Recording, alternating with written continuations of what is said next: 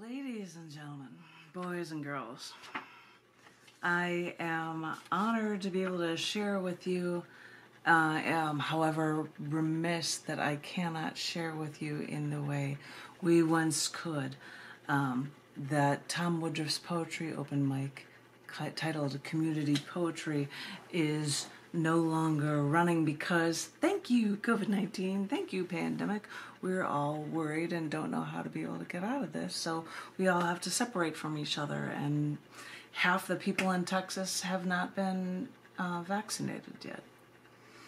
So even if things are starting to open mics are being silenced in the process, which is a heartbreak, and I'm sorry Tom it's not going on, but normally on the first Sunday of the month I would be at North Lamar at Half Price Books and reading poetry from recent releases from Scars Publications books. In the middle of the month, last month, Scars Publications released a couple of huge poetry anthologies, issue collection books. One was from cc&d magazine, and based on titles of accepted writings within the book, this 426-page book, boom, this thing has a little gravity to it. This poetry book is titled What If?, which is actually one of the titles of the pieces that are accepted in this book. And since I recently had gone to the immersive Van Gogh art display, I had taken photographs of the video stills of his drawings moving along the walls and along the floors, and I decided to compile images that were from his drawings into this cover, stylized from things from Van Gogh. This book is titled What If? And it was a fascinating display that we went to see. Starry Night, he did that looking out his window after he checked himself into an institution because he wasn't well. And he said, I need to be here for a while. And while doing that, he looked out the window and he painted Starry Night. Is that crazy or what? I'm sorry, I'm talking about Van Gogh, but this is a collage of different things from Van Gogh that was from the display that was going on in Austin, Texas, which was a birthday present for me this year. It was supposed to be on my birthday, but because of the rains, believe it or not, the semi-arid Austin, Texas, it was actually wet enough that they couldn't even have the place built in time for my birthday. So I saw it a little late, but it was worth it. I was going to read to you a chunk of poems from the first section inside of this book. I hope you enjoy them. I'm going to go straight on to reading. Again, sorry, Tom, that we can't be there, but I'm doing this in honor of you. Here are a slew of poems I'm going to share from the first section of this book, What If? This first poem is called Our Excuses for Celebrating. Is actually written on the 5th of May, which is written on and for Cinco de Mayo. So, our excuses for celebrating. I think us Americans look for any remote holiday that we can use as a reason to celebrate by drinking. Case in point, let's talk about Cinco de Mayo. Technically, it's a celebration of Mexico winning the first battle of Puebla over the French Empire. And in Puebla, they have music and festivals, parades, and even battle reenactments. But it's not a nationwide holiday because it would kind of be like us celebrating the Battle of New Orleans.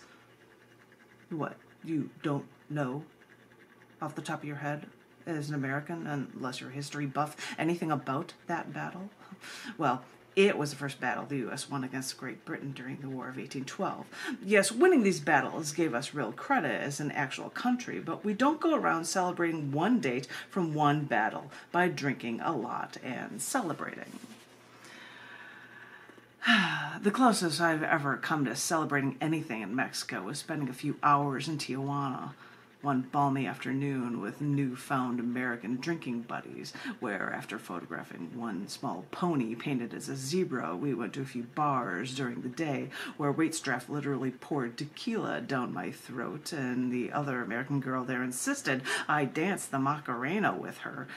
Now, I don't do line dancing like that, Or maybe it was just the free watered-down tequila the waitstaff poured down my throat, because that made it almost to be a reason enough to celebrate. And yeah, most Americans don't even know why Cinco de Mayo is even celebrated. So, no, that won't make any difference to the Americans who want a reason to celebrate something they choose to not understand. But if you do want to revel in this holiday just a little bit, then raise a glass for a country being able to fight for their independence and win, because that is something we can all understand. Written for Cinco de Mayo. That was on for you. These next couple ones are not written for anything. They're just poems. So I hope you like them. This next one is titled, Our Demons Can Mark Us. No one wants to hear about something bad happening to you. I was raped, says the woman who worked as an acquaintance rape workshop facilitator for years. Yeah, that sounds believable, they think. You've understood the rolls of eyes and downward glances from people who don't want to hear it. So you shut up when someone physically attacks you. See, you've got the bruises and scrapes to prove it, but who does that matter to? What does that matter when no one will even listen? So you carry the attacks with you. You carry it all, the rapes and the beatings and all of the violence, like it's a crutch to help you when you need something to lean on. All I've noticed about you is that you seem to lean a lot on that crutch of yours. Like it's now something you feel like you need to survive. Isn't it funny how our demons can mark us? Is all I think now. Isn't it funny how we seem to need our demons? They're a part of us now, and we can't let them go. I look at what happened, and I think, isn't that funny?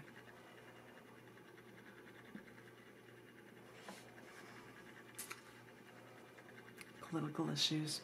This is a shorter one, titled Freedom of Speech We Can Agree With. Freedoms of speech we can agree with. There are those who will demand personal freedom, kicking and screaming for the First Amendment. But Facebook, a platform for people to share everything, has just banned some people and groups precisely because of their speech. And sure, there's a separation of speech that's dangerous and false versus just dangerous, like shouting fire in a crowded theater to cause a panic, referenced in Supreme Court case from a century ago. And yes, I get it. Freedom of speech means freedom from the government. And the last time I checked, Facebook wasn't our government. But at times like these, it makes me wonder which has more influence over our lives. Haha, making you think. What is that all about? Sorry. But I thought I'd try another one for you. This one, and this one is not associated with a date. I was thinking these are all going to be associated with dates and holidays, and none of them are, just this first one. This first one is titled, I'm going to share two more with you and then close out with this reading for you guys. This first one is titled, Exploring Evolution.